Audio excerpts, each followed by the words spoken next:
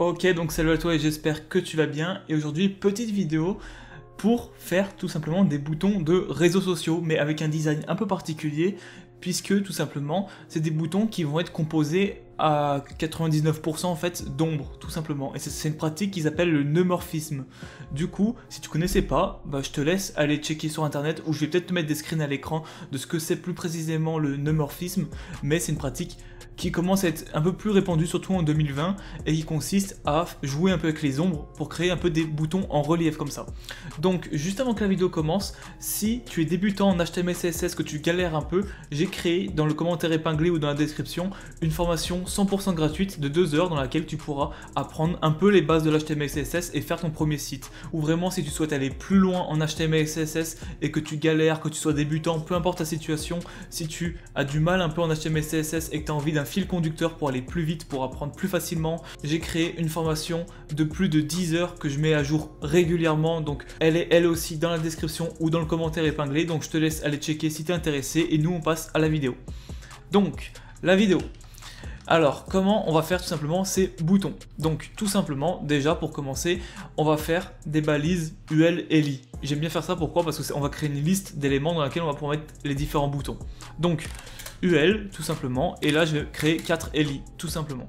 Donc maintenant ce que je vais faire avec ça, je vais y laisser un peu de côté, je vais aller dans mon CSS. Donc déjà je vais faire un truc très important, c'est que je vais enlever toutes les marges que notre navigateur pourrait faire, ainsi que les éléments de style qu'une liste pourrait avoir, comme les petites puces. Ok, donc je vais également mettre le body d'une couleur de background un peu spéciale, donc c'est une sorte de gris.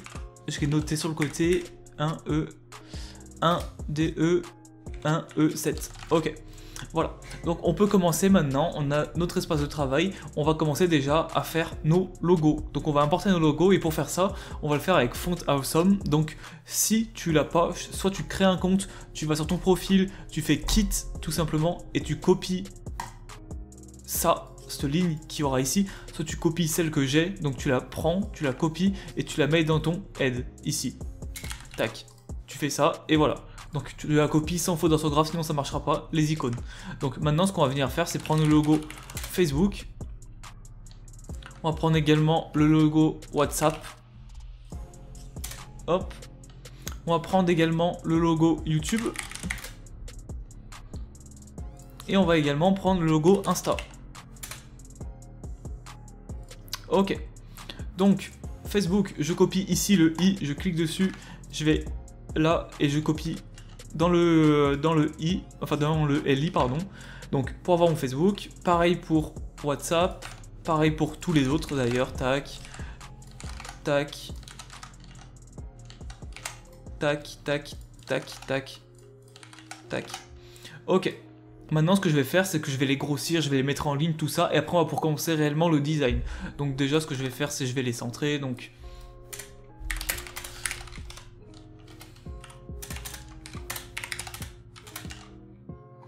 Ok, ce que je vais faire également, c'est une hauteur de 100 VH pour pouvoir jouer avec mon layout et tout centrer, donc... Ok, super. Maintenant, je vais centrer le tout. Ce que je vais faire également, c'est que dans les LI, je vais mettre des marges, margin 20 pixels par exemple. Ok, ce que je vais faire, c'est également grossir les logos. Donc pour grossir les logos, je vais aller ici. Et maintenant, ce que je vais faire, donc 2.1, 2.2M tout simplement. Ce que je vais faire maintenant, c'est que je vais commencer à faire ce qu'on a vu au début de vidéo, c'est-à-dire les ombres. Pour faire ça, pour faire du neumorphisme, pardon, j'ai un site qui est bien, qui s'appelle neumorphisme.io. Donc comme ça, tu copies ça, tu vas dessus, et là directement, au lieu de t'embêter avec les ombres et tout, tu as directement la possibilité, via ce petit logiciel, de gérer tout un tas de paramètres pour faire des ombres comme elles te conviennent le mieux. Donc tout simplement, nous, ce qui va surtout nous apporter, regarde, comme tu peux voir, c'est cette ombre-là, pour avoir l'impression que notre élément sort, et cet élément-là, pour avoir l'impression que notre élément rentre, tout simplement. Donc ça va être surtout avec ça que nous, on va jouer, et c'est avec ces perspectives en fait qu'on va créer du neumorphisme. Alors, du coup, ce que je vais faire, c'est que je vais prendre la même couleur que mon body qui est là, donc DDE1E7 tout simplement. Et là je vais pouvoir commencer. Donc déjà je veux qu'à chaque fois ça soit arrondi. Moi je veux un bouton rond. Donc voilà. Ce que je vais faire également, c'est que je vais dire juste avant, alors attends, à mon LI pardon, là je vais dire par exemple qu'il fasse une hauteur de 100 pixels et une largeur de 100 pixels. Background color red. Ok. Au moins j'ai bien mes boutons qui sont présents, je vois quelle taille ils font et du coup j'aurai pas de surprise au moment de faire l'ombre. Je vais également juste faire un truc, c'est centrer ce qu'il y a à l'intérieur parce que c'est important.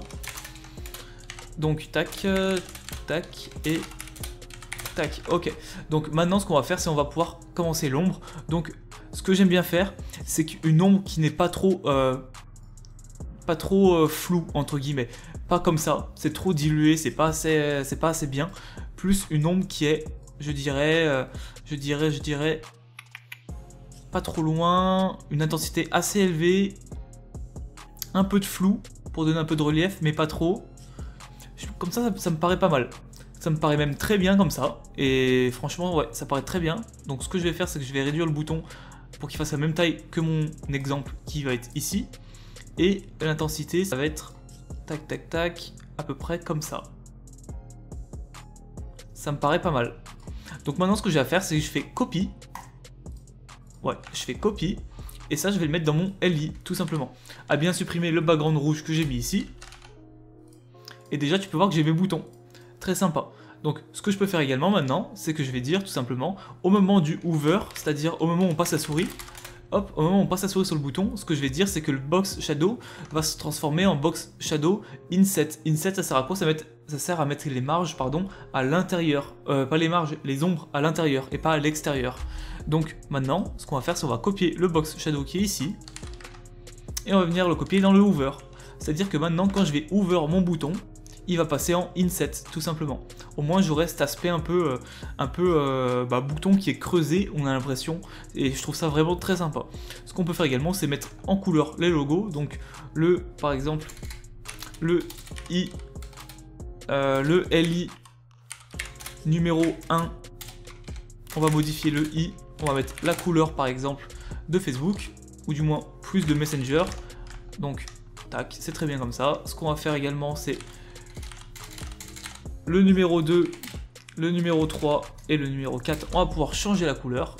Tac, tac, et tac. Et voilà, tout simplement. Donc c'était vraiment très court. Ce que je vais faire, un dernier truc, c'est que je vais mettre un curseur pointeur. Hop, au moins on a la petite main qui passe, ça devient une main, la souris, quand on passe sur les boutons.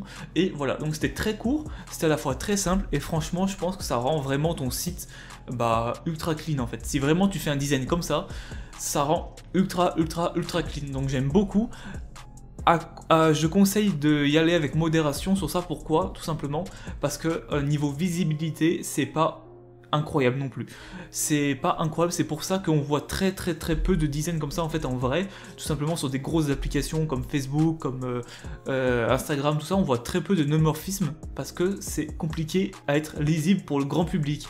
Donc c'est UI, on appelle ça, donc l'interface l'user interface entre guillemets, c'est beau, franchement c'est beau. Par contre l'UX, donc l'user experience, c'est pas incroyable. C'est-à-dire que c'est peut-être pas ergonomique pour tout le monde.